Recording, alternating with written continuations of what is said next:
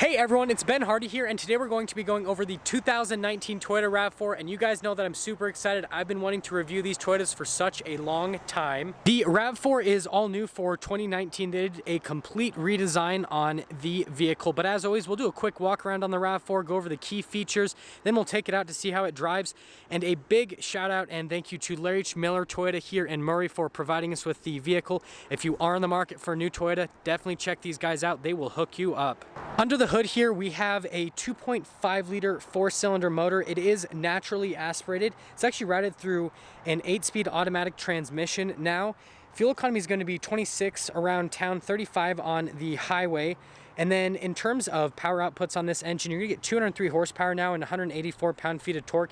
There is a hybrid option you can get with the RAV4s, but it's a super low volume vehicle, so we're not really going to worry about that one too much. Now, finishing things up front, this is going to be the biggest difference compared to the outgoing RAV4. This new appearance is so much more aggressive. I love the new lines that they're doing on this, so you can kind of see this little line that goes across the hood on the fenders as well, and then just how they do the bigger grille up front compared to the previous generation, how they angle the headlights, it just looks so fantastic. But up front here, we can see the headlights here. It is reflector lights, and then we have our fog lamps down below. The turn signal is kind of integrated into the side of the light right there. You get the blacked out Toyota badge, and if you look at the badge, you can see it's actually the sensor for the adaptive cruise control. I love it when manufacturers integrate that into the badge.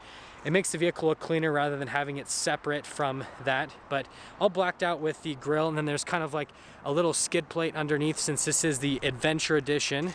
Now around the side here, we have this really cool molding that goes around. I just like the look of it. It makes it look a little bit wider as well, kind of with the overall stance. But we've got these 19-inch rims, and the design on them is actually pretty neat. And you can see they've got a little bit more aggressive tires since this is the Adventure Edition. It's supposed to be good for the off-road. They are 235mm in the front and the rear, so you could rotate them if you want since they are the same size. And then you can see the little mud flaps, and you can see the one in the rear there as well that they put on the side of the RAV4. Now the key fob's actually wrapped up.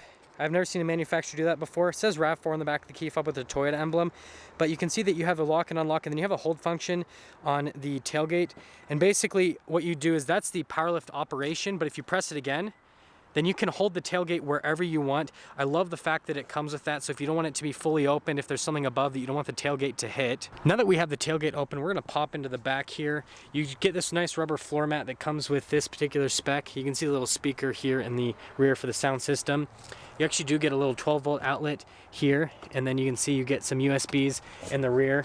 And then under here, actually, we can see there is a full-sized spare tire, all that underneath. A lot of cars are doing fix-a-flat kits, so it's nice that they give you an actual spare there. And then you can fold down these rear seats if you'd like, so you can have a little bit extra cargo space. But in terms of SUVs in this segment, this is actually a pretty good amount of space. Something like, you know, Honda CR-V or even Jeep Cherokee, the space actually seems a little bit bigger on this RAV4. And then when you shut the tailgate, you just press that button, and then that'll slow lower back down the tailgate. And while that's slow lowering, we can look at the exhaust system here. You do get dual exhaust tips on this Adventure Edition. It makes it look a little bit sportier. Got the Adventure badging in the rear, and then you have the RAV4 badging as well. And then we can finish up looking at these nice new taillights here. They have a really clean design, and I just love this new design on the RAV4. It just looks so much more aggressive. It's kind of like they've mixed some of the design language from Toyota and then Lexus, which Lexuses do look fantastic, and it's come out really, really well. Now we can open up the back here to look at the back door. We got this nice orange contrasted stitching, window controls right there, and then we have our door latch. It actually feels pretty nice. It's all soft touch here where you're gonna put your arms, and then we can see another speaker for that sound system. It actually says RAV4 right there. And if we look at the seats here in the back, we get more of that orange contrasted stitching, and then there is some piping in the center of the seat. It is full leather. There are some little perforations here in the leather so that it can breathe a little bit better. More of those rubber floor mats all across. And then we get a little bit more charging stations, some vents in the rear on top of that. But legroom's actually really good for the RAV4, so you could comfortably fit 2 people back here. There is a little bit of a hump for the driveline, but it's not big, so you could fit a shorter person in the center seat. And lastly, we do have some cup holders. Now coming around to the front, we have keyless entry, so that will lock the car. And then to unlock the car, You just have to put your hand on the back of the door handle and that'll unlock the car. We can see the door panel for the front right here. More of that orange contrasted stitching. Again, with the door handle, all of your mirror controls are going to be right here. Your window controls, lock and unlock. And then we have the speaker again where it says RAV4 right there. And then you do get nice RAV4 plaque. It is covered so that it doesn't get damaged before the first person takes delivery of this car. Get full power adjustments and lumbar for the driver's seat. And mentioning the driver's seat, it actually looks really, really cool. This is one of the cooler seats I've seen in a Toyota. More of that orange stitching. It's got these nice big bolsters, but they're wide enough so it's still comfortable to sit in. But the overall design of these seats is actually really, really cool. Again, with the orange piping. And then lastly, before we step in, we've got some controls right here. So and see your wiper control back there, that's for your headlights, and then that's also for the tailgate hold. And then you do have your control for the heated steering wheel, and there is this little like storage space with a rubber mat, so you can like put like a cell phone or something in there. Now stepping in, step-in height's actually really good for the RAV4. It's an SUV, so it's really easy to get in and out of. But to start it up, we just have to put our foot on the brake, push that push button, and the RAV4 will start right up. It says RAV4 here in the gauge cluster, and the gauges will do a little sweep. Now looking at the steering wheel of the RAV4, first we're going to go over all the design. Got the Toyota emblem in the center, leather around, and then there's some stitching. I wish it was orange, but it's not. But that being said, you have your controls here for your adaptive cruise control, and then you do get forward collision warning, rear cross traffic alert. My apologies on that. Can't pronounce stuff today apparently. You have your lane departure assistance, and then this is going to come with blind spot monitoring. You can see the little car in the mirror right there, but I love how these are at such a reasonable price point and they come with all this safety tech. But you have here for your mode selection on the radios. Sorry, that's gonna be all fuzzy, my bad. But you can shift between the channels there, volume controls, voice commands, and then that's for the center stack right there. We'll go over that momentarily, and then your phone control. Here on the center screen, and you can see there's this little menu in the center. Most vehicles have been just putting the menus right here in the center, makes things easy. But you can see there's a couple different menus that you can scroll through, different bits of information. I'll kind of go through all of them so you can see all of those on the car. It's got all the safety tech here, and I did forget to mention you do get parking sensors as well, and you can turn those on or off all via this screen. So it's nice that they give you all this configurability with the center screen so you can put whatever you want there. And then around the center screen on the left side, we've got our tachometer with the RPMs. Front and center, you've got your speedo, and then over to the side here, we can see our fuel gauge and temperature gauge, and then there is a little clock up there in the right corner. But we have our center screen right here, and they have a bunch of analog controls on the side of the screen that you can see. You guys know that I love those. I just don't like it when everything is put all into a touch screen. But you can see there's a bunch of different menus that you can go through, and the fact that you get the dual function with the touchscreen and with those analog controls as well is really nice. But you can see here you can do your calling, texting, Bluetooth, navigation, radio, everything through here. To finish things up on the touchscreen, actually, we've got our backup camera system. So you've got some trajectory lines with the backup camera, and you can see you can go to some different a couple different angles on the camera system right there, so it makes backing up the vehicle a lot easier. Now coming down below just here, we have our climate controls. I actually like the little design here on the controls right there, but it is a dual zone climate, and I'm glad that they give you a separate screen for the climate. And then you've got your little controls for the heated and ventilated seats here, stability control just down there. You have a little charging station here, and you can see that this is for wireless charging as well. And then we've got all of our shifters set up just right here. So you've got your regular gear selection, and then you do have a dual shift mode if you want to shift the car yourself. That's for your electronic parking brake right there. You have a hold button, and you have a bunch of different drive modes right here. So we have our sport mode, and when you press it, it actually changes things with the gauge cluster. So that is normal mode, that is eco mode, and then right there is snow mode, but you can see how it changes the look on the gauge cluster right there.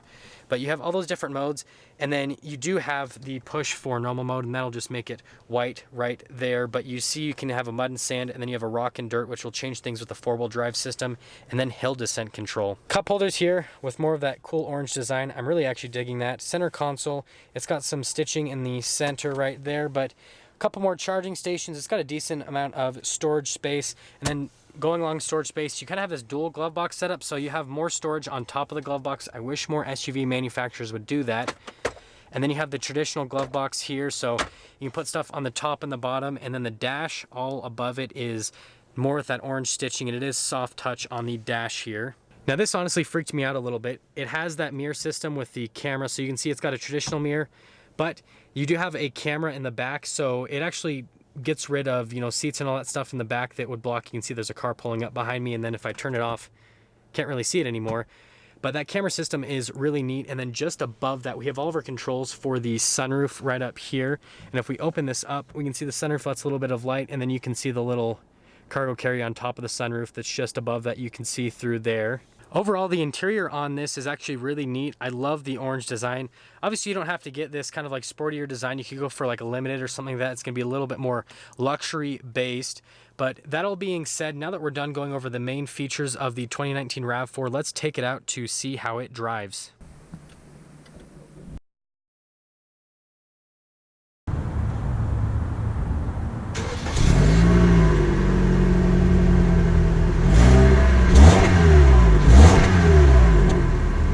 I'm still not used to this little mirror thing, but I'm going to try to drive just for your sake to tell you if it's, you know, something that I'd actually really want in a vehicle to have, kind of like a camera in the rear view mirror there. Kind of freaks me out a little bit though. But initially starting off, the look over the hood on this new RAV4 actually looks pretty cool. One of my family members happens to have a 2017 RAV4, so the older body style, so I like the look over the hood of this one a little bit better than that one so far. So first setting off here in the 2019 RAV4, and what I'm noticing is it's actually really smooth. It feels significantly smoother than the previous generation in terms of ride quality, and this 8-speed automatic transmission is doing really, really well in terms of just going through the gears really, really quickly and smoothly. Visibility through the RAV4 is actually really good. There's not really that many blind spots. There would normally be a blind spot way back there, but there's actually a tiny little window, so it gives you some visibility through there. And with the blind spot monitoring system and all the other safety tech that this car comes with, it's just an incredibly safe choice to go for, and I wouldn't feel uncomfortable driving it at all. I just looked through that rear view mirror thing again, and I'm telling you, it's better than a regular mirror because you can see so much more, but it will take a minute to get used to that system, just because it's just not like, it's not the reflection. It's so weird, but I like it. In terms of road noise, it's actually pretty quiet on that sense.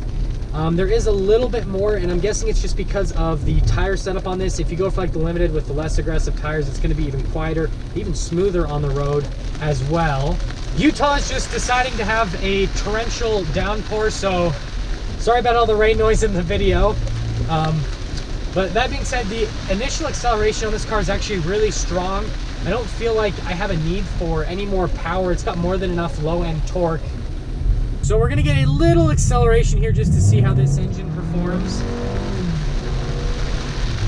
And I mean, in terms of acceleration, it's more than adequate. Like I said, I don't really feel the need for more power or anything like that.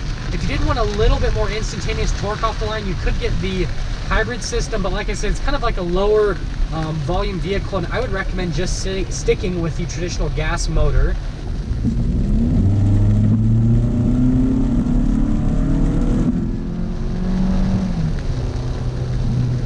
Now, to wrap things up on this RAV4, if you're in the market for a kind of mid-sized SUV, which this segment is, so like the Honda CR-V, you've got the Jeep Cherokee that I already mentioned, just that kind of size of SUV, the RAV4 is, I actually think, the most popular selling in the US, and it's for good reason. They give you a ton of safety tech. Toyota has, you know, really good reliability records over a long time. Super cool looking vehicle, and it's a really comfortable vehicle to drive every single day, so all the running costs are going to be low as well, like I said, because of the reliability. And so if you are in the market for a mid-sized SUV, definitely check out one of these new RAV4s. It has been worth the wait to wait for the redesign on them. And there we have it, everyone, the 2019 Toyota RAV4. Well, and of course, now it's starting to rain like crazy, but thank you everyone so much for watching. A big shout out and thank you to Larry H. Miller Toyota here in Murray for providing us with the vehicle. If you are stopping in for the first time, I'd really appreciate it if you subscribe, comment down below what you thought, and then I will see all of you in that next video.